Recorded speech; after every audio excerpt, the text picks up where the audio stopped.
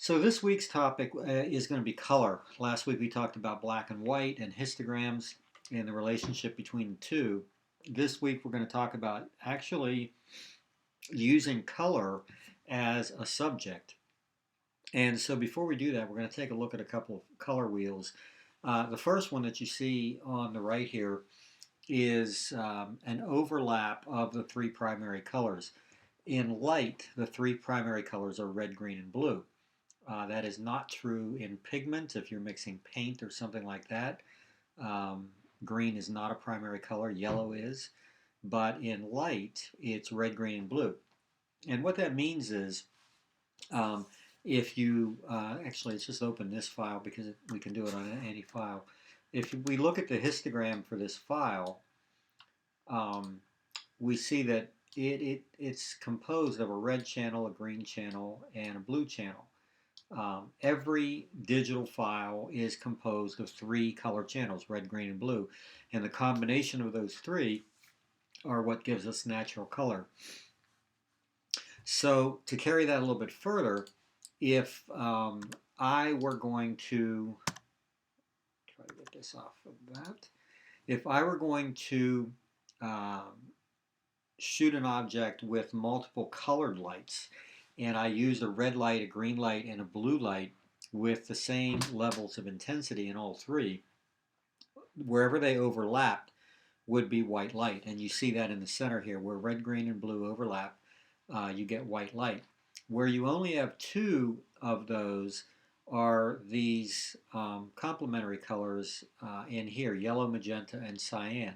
So cyan is a combination of green and blue, yellow is a combination of green and red, and magenta is the combination of red and blue. But where all three overlap, you get white.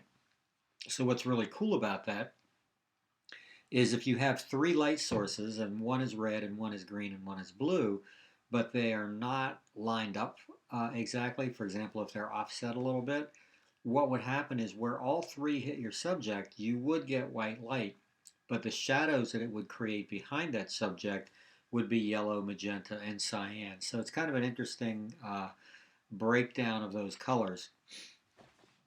I'm going to go back to bridge here. So that's our first color wheel, just to show you the dynamics of the three primary colors and how they mix together. The second color wheel is really the one we'll kind of focus on mostly this week because it shows us the complementary and contrasting colors. So when we talk about complementary colors, you're generally looking at any three of these that are next to each other. So, red down to magenta, uh, the yellows and the greens, the cyans and the blues. Those shades, any three of them are what we would call not contrasting color, but uh, more of a complementary color, a monochromatic color. Where you go across the color wheel, that's when you get contrasting color. Blue matches against yellow, red against cyan, magenta against green, and then you've got your shades in between. So if you want to contrast your colors, and you don't necessarily have to go directly across, red and green sometimes can be very contrasting colors, as can red and blue. Um, Yellow and magenta, for example, might suffice as much as green and magenta would. But it's when you go opposite of those colors is when you get contrasting color. And we're going to look at some examples of that right here. So this is what we would call color harmony, where essentially the entire image is a single color or variations of a single color. We've got this red maroonish tint, in the image, and the only contrast to that is the skin tone, which still is in that red family. So this whole image has a great deal of or color harmony in it, rather. This is another one. You could make a case for this being color contrast because the skin tone is a warm tone and the background is a cool tone. But overall, the vast majority of this image is harmonious. It's all basically the same color, or shades of the same color, or two colors which complement each other really well. Sometimes you'll see color used, um, very bright color, very monochromatic color again, other than the words volume one, pretty much, and a little bit on the patches that she's wearing. Pretty much everything in this image is yellow and black. And that yellow being very overpowering is it's a way to command attention, and movie posters use a technique like this a lot actually. So this is an example of, again, very harmonious color, very simple, single color for the most part. The way this is shot and filtered, this is a digital projection again onto the model. So when we're dealing with color, we don't necessarily have to have multiple colors in the image in order to have color as the subject. And in this case, I think color definitely plays a huge part, as does compositionally a couple of other things. You'll notice that the lines created by that digital projection are not vertical. They're on a little bit of an angle, just like we've talked about before, that diagonals, triangles, things like that are typically stronger than verticals and horizontals, and so that's the reason that this is shot the way it is. And even the model's body isn't straight across the image, it's a little bit on an angle as well. So, as we go through this, we're talking about color this week, but I just want to make sure that we don't skip and forget some of the things we learned about composition, about exposure basics, and so forth. So I'll mention that when it's appropriate. So here's an example of what I would call color contrast. The red of her hair contrasting a great deal with the green in the background. Resin greens work really well together. You'll see it in flower photography a lot. And in this case, a couple of other things were done as well. So the image overall is a very low-key, darker image. In fact, if we go back and look at the histogram for this one, go into the RGB, you can see that it's shifted a lot to the left-hand side. This represents, again, the darker pixels in the image, which would be her outfit, the clothing, the bottom, the corners of the image, which go very black. And as you come forward, there are pixels that are lighter. That would be her skin tone and the highlights in her hair and so forth. But by comparison, there are far more dark ones than there are light ones. But anyway, getting back to color, this is it's a good example of color contrast. Also, compositionally, we've got a couple of things going on here. We've got leading lines. This background is swooped the way it is intentionally to lead into the subject, both behind her and off to the side like this. And pose in the direction of her gaze, the direction of her face, is in the direction of the main light. So we're not casting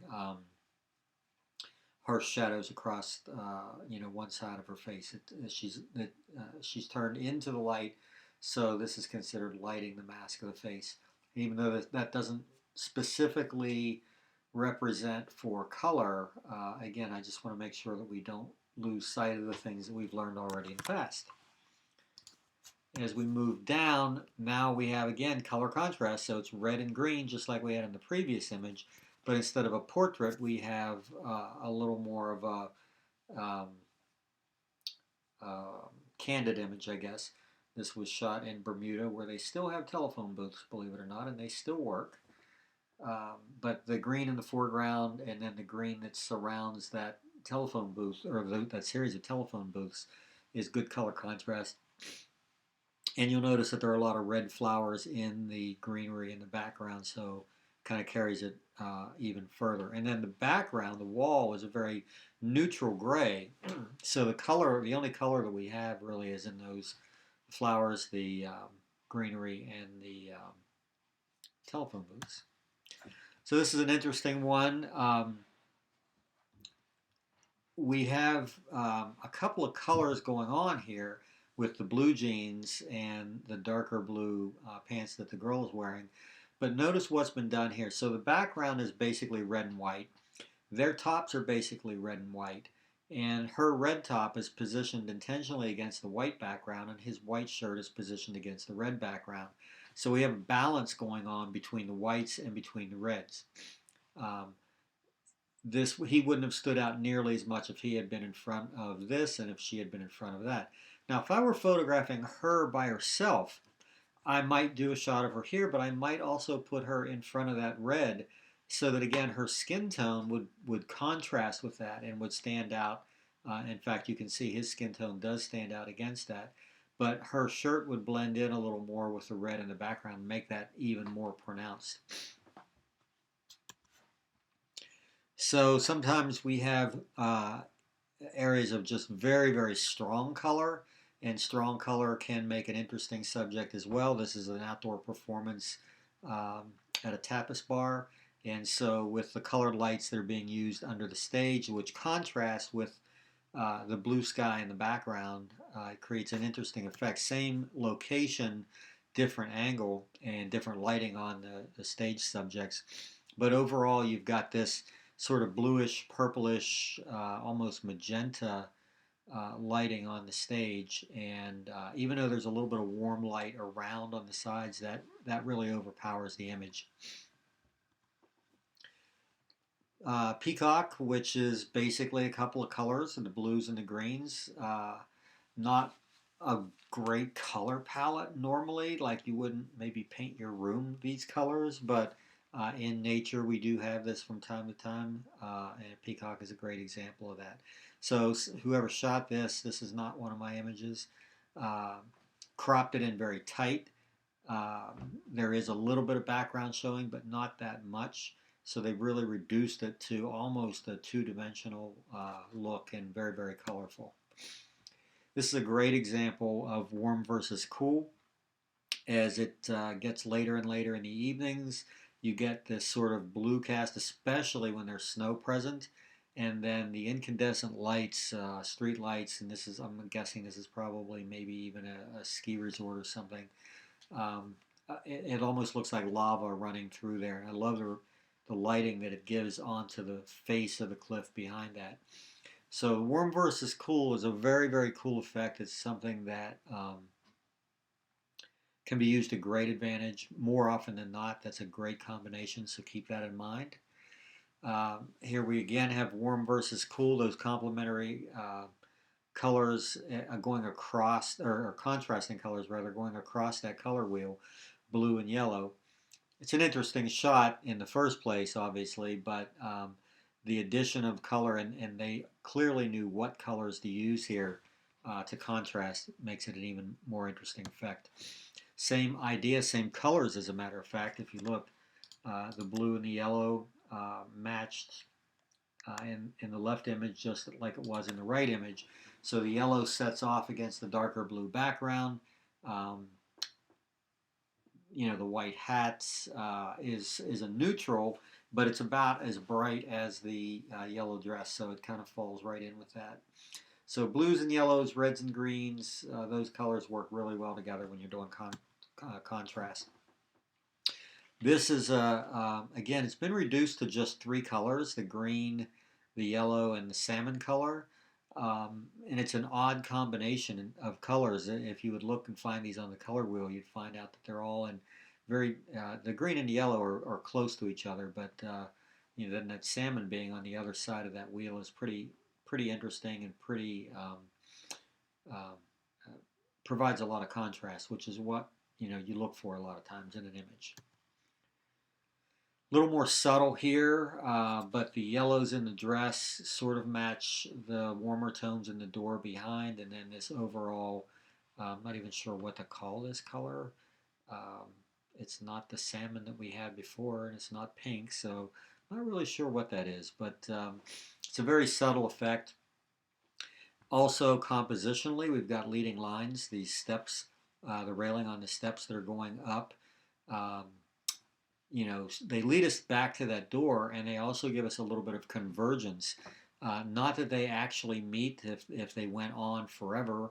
Obviously, they would at some point in the background there, but the fact that they are getting closer to each other in the background more so than they are in the foreground, you could make a case for them being converging lines. Very colorful overall image. A lot of different color from all over the color wheel here. Flowers are a great source of color information. But again, notice that this has been cropped very, very tightly to eliminate any distractions, anything other than just the flower petals and the color that they represent. This is another cool one for a couple of reasons. So it's a very dark, low-key image overall. In fact, the histogram, if you look at this, um, is way, way shifted to the left side, the dark side, because of all the negative space being as dark as it is. Uh, Even though when you look at it, you think of these bright colors, these bright pencils, overall the image is a very dark image. But compositionally, having that yellow pencil pulled forward a little bit and using that as a point of focus so that the foreground pencils and the background pencils fall out of focus is a great technique. This would not be nearly as effective a shot if all of those pencils were in focus. So again, a lot of different techniques used in some of these images. I want you to kind of keep all of them in mind.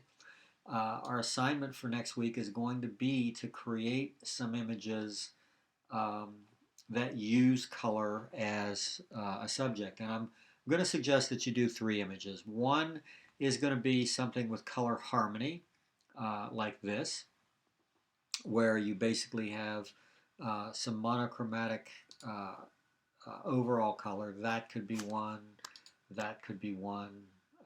Just to give you a couple of examples there. Even though there are more colors present, when you look at that, your brain tells you it's essentially kind of one color. We also want to do something where color itself, a single color, sort of overpowers the image in some way, whether it's used with lighting or the subject or whatever it is. We just want to fill the frame with something that is a single color. And then thirdly, we want to do the color contrast, which is something like this or like this. Again, looking at the color wheel, it could be, in that case, was blue and yellow. It could be red and cyan. It could be magenta and green, or any of the spokes in between. But something that is relatively opposite. Again, red and green can sometimes work. It's not quite cyan, but it's pretty close. Red and blue can work as well. So the 3 images, one would be a little more monochromatic, although it will have multiple colors in it. One would be like this, using a single color, very strong single color, and then one would be color contrast between 2 images. So I will